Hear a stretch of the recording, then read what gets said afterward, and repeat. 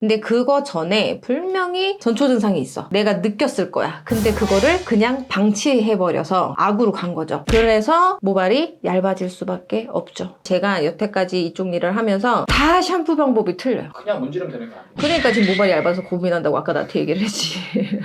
자기 관리법 아주 심플하게 하나만. 대표님, 탈모를 겪는 분들을 봐왔잖아요. 네, 그래서 총 몇 분이나 만나보셨나요? 몇천 명 만난 것 같아요. 탈모 전조 현상이라고 할까요? 그 초기 그쵸. 단계에 겪는 그 증상이 뭐예요? 일단은 순서대로 단계별로 얘기하면 일단 비듬이 좀 떨어지는 것 같아. 그리고 좀 간지러운 것 같아. 그리고 가끔 뾰루지가 하나씩 나는 것 같아. 머리를 감았는데 머리에서 냄새가 나는 것 같아. 그리고 제일 많은 게 모발이 점점 얇아져요. 그리고 나면 이제 머리카락 개체수가 줄어드는 식으로 진행을 스피드하게 하게 되거든요. 최근에 제 머리카락이 얇아졌거든요. 그니까요. 근데 그게 얇아지는 거를 탈모라고 생각을 안 하시는 분들이 생각보다 많다는 게 문제예요. 저는 원래 얇은 줄 알았는데. 아니요, 그렇지 않아요. 저도 그러면 의심해야겠네요, 탈모를. 그렇죠. 근데 궁금해졌는데 모발이 가늘어지는 이유가 있을 거 아니에요? 이유는 굉장히 다양해요. 다양한데 이제 크게 이제 맥락으로 하면 저희가 이제 상담을 오면 생활 패턴이나 이런 걸 좀 많이 물어봐요. 핵심적인 게 한 뭐 4-5가지 뭐 그 정도 줄일 수 있어요. 그래서 오늘은 머리카락이 모발이 좀 얇아지는 이유에 대해서 좀 간단하게 설명을 드리고자 합니다. 머리카락이 얇아지는 이유의 가장 큰 첫 번째는 다이어트입니다. 다이어트 관리하고 좋은 거잖아요. 이게 왜 머리가 얇아진다는 거예요? 우리나라 특징 뭐냐면 다이어트를 다 해. 남녀노소 가리지 않고 심지어 소아애들, 그러니까 초등학생 애들부터 시작해서 하는데 건강한 다이어트라고 하는 거는 과도한 비만인 분들이 정상 체중으로 가는 게 정상적인 다이어트잖아요. 근데 요즘은 뭐냐면 뼈만 나기를 위해서 하는 다이어트, 막 바프를 찢기 위해서 하는 다이어트, 이게 주가 되다 보니까 뭐 영양 불균형이 가장 크겠죠. 그러니까 쉽게 얘기하면 라떼는 원푸드 뭐 이런 거 있죠. 영양을 불균형하게 먹는단 말이야. 그래서 그걸로 인해서 모발이 얇아지는 걸 촉진시키는 경우가 훨씬 많죠. 요즘에는 우리가 5대 영양소라는 게 있잖아요. 골고루 뭔가 음식을 섭취를 해줘야 되는데 단기 다이어트가 문제인 것 같아요. 제가 볼 때는. 그래서 짧은 기간 안에 보조 제품을 먹어가면서 이제 하다 보니까 영양 불균형이 일단 제일 큰 문제가 될 수 있다고 할 수 있죠. 내가 영양분을 골고루 좀 먹어줘야 우리가 혈액을 통해서 그 영양분이 목은 모모세포 있는 데까지 영양분이 가는데 그러질 못하니까 제일 상부에 있잖아요. 머리는. 그래서 거기까지 영양분이 전달이 못 되니까 제일 희생이 많아요. 요즘은 연예인을 상징을 해가지고 무슨 뭐 아이유 다이어트다 뭐 이런 식으로 이렇게 많이 나오는데 그 친구들 먹는 양을 보면 고구마도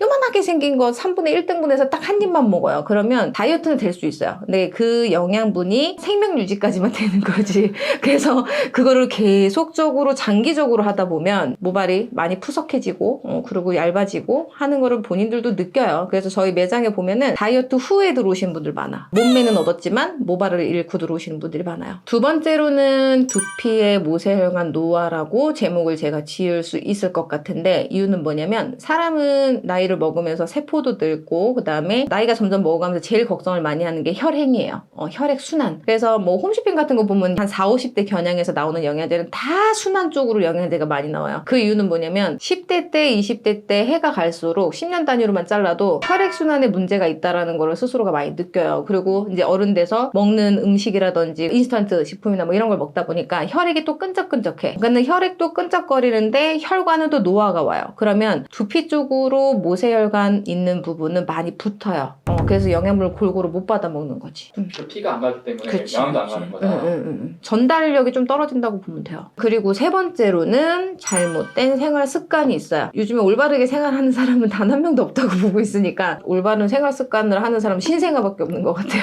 먹고 자고. 근데 이게 되게 광범위해서 이렇다 저렇다 결론은 없어요. 왜냐면 사람마다 이제 다 생활하는 패턴이 틀리기 때문에. 근데 가장 큰 걸 맥락을 정한다라고 하면 어디를 아파서 병원을 갔어. 그럼 제일 많이 듣는 게 뭐예요? 술, 담배 제일 많이 듣잖아요. 그죠? 일단 뭐 술, 담배 안 좋지. 그죠? 근데 저희 손님 중에 그런 거 되게 많이 물어봐요. 술하고 담배 중에 두 개 중에 하나를 선택하라고 뭐를 선택하는 게 낫냐 이래요. 그래도 위험한 건 담배? 왜냐면 적당한 술은 오히려 혈행을 도울 수 있어요. 그래서 하루에 뭐 와인, 소주 컵으로 반 컵 정도 먹으면 오히려 혈액순환에 좋다 뭐 이런 것도 있단 말이야. 좀 발견했는데 응. 술 마셔보면서 기분이 이 미소에 번지는데. 아니, 그냥 술 되게 좋아하거든요.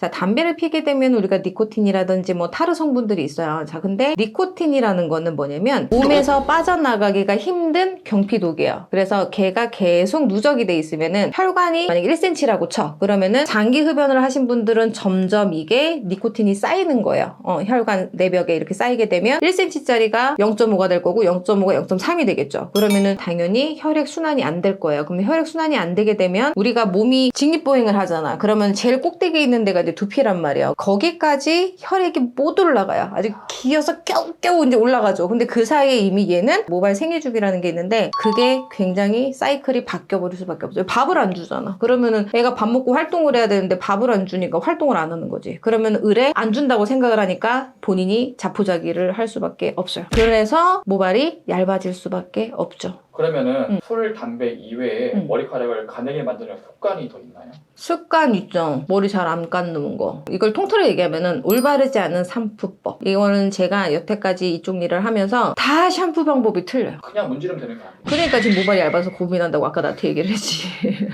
자, 그리고 네 번째로는 지루성 두피염이라는 말 많이 들어봤을 거예요. 이제 그게 결론적으로 진단이 나왔을 때는 내가 지루성 약간 염증성이면 대부분 병원을 먼저 가요. 이러면 증상이 좀 심하신 분들 많이 있거든요. 근데 그거 전에 분명히 전초 증상이 있어. 내가 느꼈을 거야. 근데 그거를 그냥 방치해버려서 결론은 악으로 간 거죠. 그래서 우리가 탈모도 보면 지루염으로 인해서 탈모까지 진행하는 속도가 제일 빨라요. 그래서 이제 원인 같은 경우는 그런 거 있죠. 뭐 유수분 밸런스 안 맞거나 유분이 너무 과도하게 생기거나 요즘에 미세먼지 있잖아. 그죠? 미세먼지가 모공을 숨을 안 쉬게끔 만든다든지 그리고 인스턴트 식품, 과도한 음주, 뭐 종합적인 원인이 너무 많아요. 그리고 어렸을 때 뭐 아토피가 있었다든지 그 다음에 약간 약을 좀 잘못 먹어서 부작용 때문에 지루성 두피가 되시는 분들도 있고 그래서 이거는 뭐다 딱 내라고 얘기하기에는 좀 그렇고 내가 하는 모든 행동에서 뭔가 원인이 만들어질 수 있는 거죠. 두피에 우리가 이제 염증이 생기게 되면 일단 우리 세포들은 염증이 생겼어요. 자, 그럼 에러가 났단 말이야. 그러면은 얘를 치료하기 위해서 세포들이 얘한테 되게 집중을 많이 하고 있어요. 그러면 이 유수분 밸런스를 맞추려고 하는 애들조차도 걔를 치료하고자 세포들이 글로 이동을 해버리는 바람에 밸런스가 완전 깨져버리는 거지. 지루성 염증이 오기 전에 대부분 보면은 유분이 많이 뜨는 걸 느껴요. 그래서 두피가 떡지고 냄새나고 약간 좀 간지럽고 뭐 이런 증상을 느끼는데